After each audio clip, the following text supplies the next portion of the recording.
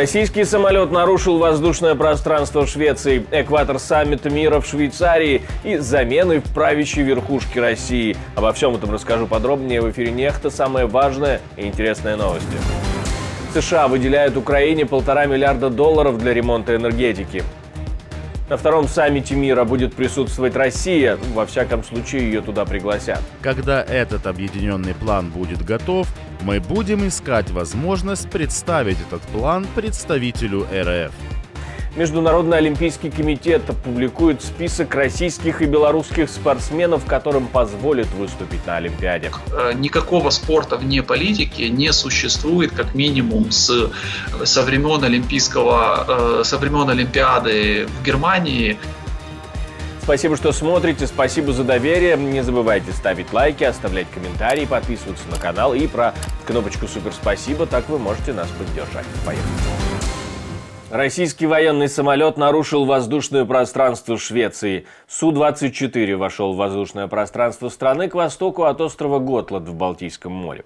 Самолет не отозвался на устное предупреждение диспетчеров и пришлось вмешаться в ВВС страны. 2 самолета «Гриппен» поднялись в воздух и перехватили его, сообщают шведские медиа.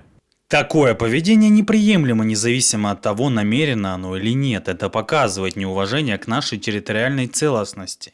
Они проникли на нашу территорию на 5 километров всего за 2 минуты. На ситуацию отреагировали и в МИДе. Министр говорит, что находится в тесном контакте с партнерами и союзниками. Остров Готланд находится посреди Балтийского моря и является своеобразными воротами там. Командующий вооруженными силами Швеции говорил, что тот, кто контролирует Готланд, контролирует всю Балтику. США выделяют Украине $1,5 миллиарда на энергетику и гуманитарную поддержку. Об этом объявила вице-президент США Камала Харрис. Деньги будут выделены через Агентство США по международному развитию USAID и Государственный департамент для поддержки украинского народа. Из этих средств $500 миллионов и $324 миллиона уже объявленного финансирования пойдет на ремонт поврежденной обстрелами инфраструктуры, удовлетворение чрезвычайных энергетических потребностей. Более $379 миллионов пойдут на гуманитарную помощь для беженцев, внутренне перемещенных лиц и пострадавших от конфликта общин. Еще $300 миллионов пойдут на обеспечение оборудованием украинских пограничников и правоохранителей. Второй день саммита мира в Швейцарии. Дело идет к финальному коммюнике, но не факт, что оно будет консенсусным, как пишут немецкие медиа. По мнению изданий, споры продолжаются в нескольких моментах, а в некоторых случаях даже по поводу слов в декларации. Мнения, идеи и лидерство каждой страны одинаково важны для нас. И все, что будет согласовано сегодня на саммите, будет частью миротворческого процесса, который нам всем нужен. Я верю, что мы станем свидетелями того, как здесь, на этом саммите, творится история. Устав ООН формирует основу порядка, основанного на правилах. Нападение России самым серьезным образом нарушает это. Люди в зоне боевых действий уже почти 2,5 года испытывают неизмеримые страдания. Эрозия уважения к международному праву в долгосрочной перспективе вредит не только России, но и всем. Андрей Ермак говорит, что текст коммюнике, когда он будет готов, будет открыт для подписания. Никакого компромисса с независимостью, никакого компромисса с суверенитетом и территориальной целостностью. Но мы очень четко относимся к нашей философии формулы мира и этой процедуре сегодня. Сегодня и завтра мы, лидеры, обсудим принципы будущего совместного плана, который будет состоять из формулы, предложенной украинской стороной. Но опять же, мы очень честны и готовы к дискуссиям по всем мнениям ответственных и цивилизованных стран. Когда этот объединенный план будет готов, мы будем искать возможность представить этот план представителю РФ. Мы думаем, что это может произойти на втором саммите. Глава офиса украинского президента заявил, что при Зеленском никаких вариантов вроде Минских соглашений или Будапештского меморандума не будет. тот вариант, который был доступен, и были определенные, ну давайте так назовем, сливы, да, этого документа, они весьма неплохи для Украины в том плане, что ключевые вещи, на которых и президент Украины, да и в целом Украина, и дипломаты Украины постоянно акцентировали внимание, они в этом документе присутствуют. Высокое представительство, там действительно 100 государств и международных организаций, большая половина представлена на высшем вообще уровне, ну, позволит нам, скажем так, достаточно активно продвигать тему такого, знаете, мини-ООН, которая собралась и, в принципе, вынесла важное решение касательно агрессии Российской Федерации. То, что там есть приятные сюрпризы, это вот в частности визиты министра иностранных дел Саудовской Аравии. Китай, конечно, не прислал своих представителей, но я бы не зацикливался особо на их отсутствии по одной простой причине. Было понятно, что Китай, скорее всего, спрыгнет с этой темы еще за несколько, как минимум, недель до начала саммита. По одной простой причине. Китай хочет продвигать свою повестку дня. Из странного и интересного. Даже при наличии панели по ядерной безопасности генеральный директор МАГАТЭ отказался приезжать, но выразил надежду, что роль агентства будет обсуждаться. Свое неприсутствие Рафаэль Гросси объяснил стремлением МАГАТЭ, цитирую, «не смешивать политические соображения с технической работой». Конец цитаты. Объяснил он это в интервью украинскому изданию «Укринформ». Международный олимпийский комитет допустил 25 нейтральных спортсменов из России и Беларуси к участию в Олимпиаде. На сайте опубликовали список спортсменов с белорусскими и российскими паспортами. Они прошли проверки на нейтральность со стороны Олимпийского комитета. К примеру, в тхэквондо ни одного российского или белорусского спортсмена не было признано нейтральным.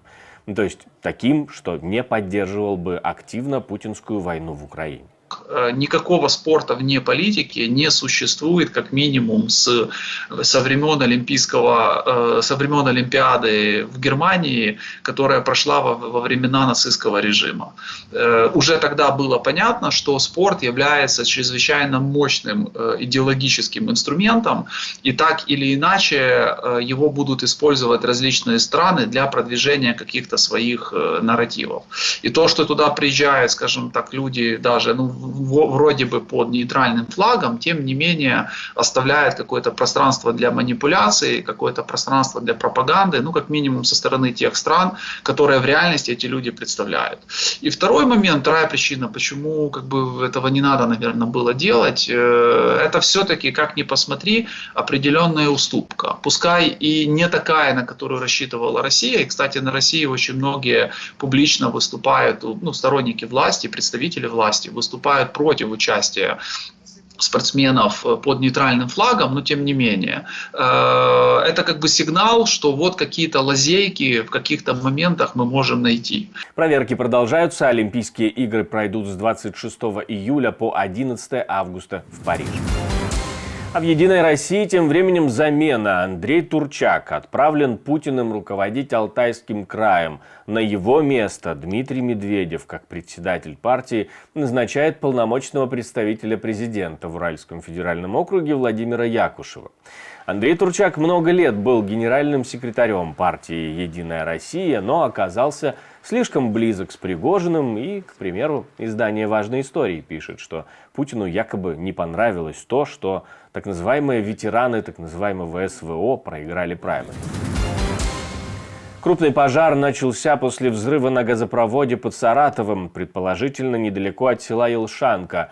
Губернатор Саратовской области говорит, что разгерметизация произошла из-за аномальной жары. Месяц назад практически в том же месте находили утечку, но тогда, как пишут паблики, ее удалось залатать. Сейчас российская МЧС пишет, что высота факела от горения достигала 5 метров. Пострадавших вроде как нет. А в Киеве все наоборот, там вода. Смывает асфальт, плитку и иногда машины. Пользователи сети публикуют видео с киевским потопом и его последствиями. Дождь продолжает идти, хотя по видео можно сказать, что вода там просто со всех сторон. Пляжи на сингапурском острове Сентоза закрываются после разлива нефти, которая распространилась из терминала Пасир-Панджанг менее чем в 10 километрах от острова, популярного среди туристов. Пляжи оцепили, выход в море запрещен. Власти Сингапура подтвердили разлив нефти. Сегодня рано утром наша команда прибыла на место, чтобы оценить ситуацию. И исходя из того, что мы видим, наша первоочередная задача – посоветовать нашим гостям не заходить в воду из-за нефтяного пятна в воде.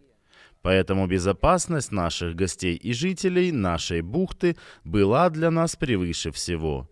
Мероприятия по очистке пляжа уже начались утром, и с тех пор мы очень тесно сотрудничаем с МПА, администрацией морского порта, и они активизировали группу реагирования на разливы нефти, которая проведет тщательную оценку, прежде чем продолжить мероприятие по очистке пляжа. Здесь, на Сентозе, в бухте Сентоза.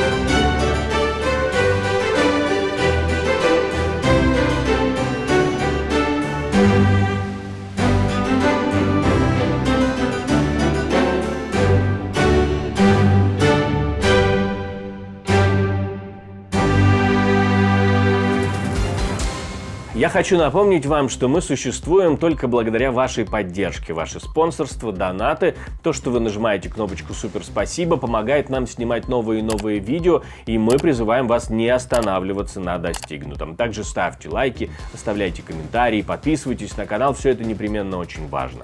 Ну а на этом у меня все, до встречи и хороших вам новостей.